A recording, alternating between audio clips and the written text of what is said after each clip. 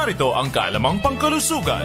Ang aphthous stomatitis o mas kilala bilang singaw ay maliit na ulcer na karaniwang nasa dila, labi, gilagid, pisngi o kung minsan naman ay nasa lalamunan. Karamihan sa atin ay nakakaranas ng singaw, mas madalas nga lang sa kababaihan. Ang may mga edad na 55 pataas naman ay bihira ng makaranas nito. Ang singaw ay isa sa tinuturing na natural na nangyayari sa katawan ng tao.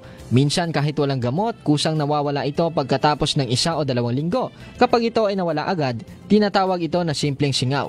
Kapag ito naman ay hindi naghilom at lumagpas ng 2 linggo, tinuturing na itong komplikadong singaw. Importante ang pakatandaan na huwag ipasambahala ang ating nararamdaman araw-araw. Ang akala nating simpleng singaw, kapag hindi nagamot agad, ay maaaring magresulta sa ibang komplikadong sakit. Huwag mahiyang magtanong sa doktor upang maiwasan o maagapan ang pagkakaroon ng problema sa kalusugan. Halim Abbas, NDBC, Bida Balita.